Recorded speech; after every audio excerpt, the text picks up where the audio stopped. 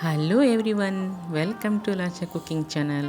ನಾನಿವತ್ತು ನಿಮಗೆ ತುಂಬಾ ಸಿಂಪಲ್ಲಾಗಿ ಮಾಡುವಂತಹ ಹೆಸರು ಕಾಳಿನ ಸಿಹಿ ಸಿಹಿ ಕಿಚಡಿ ಮಾಡೋದನ್ನು ತೋರಿಸ್ಕೊಡ್ತಾ ಇದ್ದೀನಿ. ಇದು ಆರೋಗ್ಯಕ್ಕೆ ತುಂಬಾ ಒಳ್ಳೆಯದು. ಹಾಗೆ ನಮ್ಮ ಚಾನಲನ್ನು ಇನ್ನೂ ಸಬ್ಸ್ಕ್ರೈಬ್ ಮಾಡ್ಕೊಂಡಿಲ್ಲ ಅಂತಂದರೆ ಈಗಲೇ ಸಬ್ಸ್ಕ್ರೈಬ್ ಮಾಡ್ಕೊಳ್ಳೋದನ್ನು ಕೂಡ ಮರಿಬೇಡಿ. ಹಾಗೆ ನಿಮ್ಮ ಫ್ರೆಂಡ್ಸ್ ಆ್ಯಂಡ್ ಫ್ಯಾಮಿಲಿಗೂ ಕೂಡ ಶೇರ್ ಮಾಡೋದನ್ನು ಮರಿಬೇಡಿ.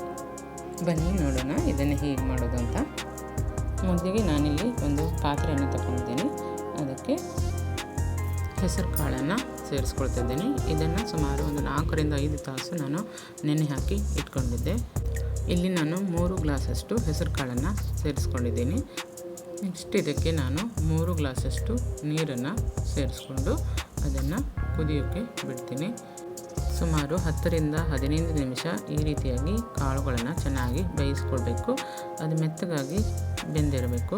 ನೋಡಿ, ಅದನ್ನು ಪ್ರೆಸ್ ಮಾಡಿ ನೋಡಬೇಕು ಗಟ್ಟಿ ಇದೆಯಾ ಸಾಫ್ಟ್ ಆಗಿದೆಯಾ ಅಂತ. ಸ್ವಲ್ಪ ಗಟ್ಟಿದೆ. ನಾನು ಮತ್ತೆ ಅದನ್ನು ಸ್ವಲ್ಪ ಒಂದು 5 ನಿಮಿಷ ಅದನ್ನು ಕುಕ್ ಮಾಡ್ಕೊಳ್ತೀನಿ. ನೋಡಿ, 5 ನಿಮಿಷ ಆದ ನಂತರ ನೀರೆಲ್ಲ ಹಿಂಗಿದೆ. ಈಗ ಅದನ್ನು ಚೆನ್ನಾಗಿ ತಿರುಗಿಸ್ಕೊಂಡು ಮೆತ್ತಗಾಗಿದೆ ಅಂತ ನೋಡ್ಕೊತೀನಿ.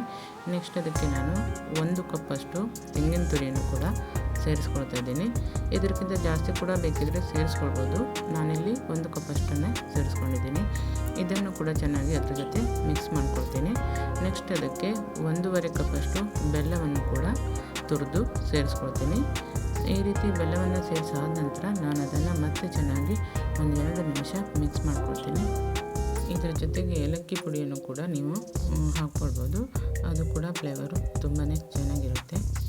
ನೆಕ್ಸ್ಟ್ ಇದಕ್ಕೆ ನಾನು 1/4 ಟೀ ಸ್ಪೂನಷ್ಟು ಉಪ್ಪನ್ನು ಕೂಡ ಸೇರಿಸ್ಕೊಳ್ತೀನಿ.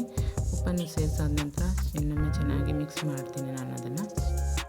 ನೆಕ್ಸ್ಟ್ ಇದಕ್ಕೆ ನಾನು ಕಟ್ ಮಾಡಿರುವಂತಹ ಬಾದಾಮಿ ಹಾಗೆ ಗೋಡಂಬಿಯನ್ನು ಕೂಡ ತುಪ್ಪದಲ್ಲಿ ಹುರಿದು ಸೇರಿಸ್ಕೊಳ್ತಾ ಇದ್ದೀನಿ.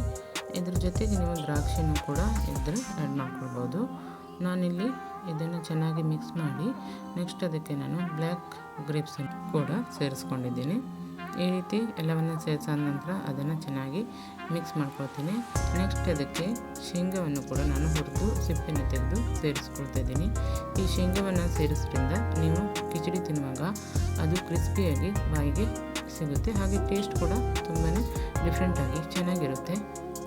ಇದನ್ನು ನೀವು ದೇವಿ ನೈವೇದ್ಯಕ್ಕೆ ಅಂತಲೂ ಕೂಡ ಯೂಸ್ ಮಾಡ್ಕೊಳ್ಬೋದು. ಇಲ್ಲ ನೀವು ಬ್ರೇಕ್ಫಾಸ್ಟಾಗಿ ಅಥವಾ ಉಪವಾಸ ಇರುವ ದಿನ ಅದನ್ನು ಕೂಡ ಮಾಡಿ ತಿನ್ಬೋದು.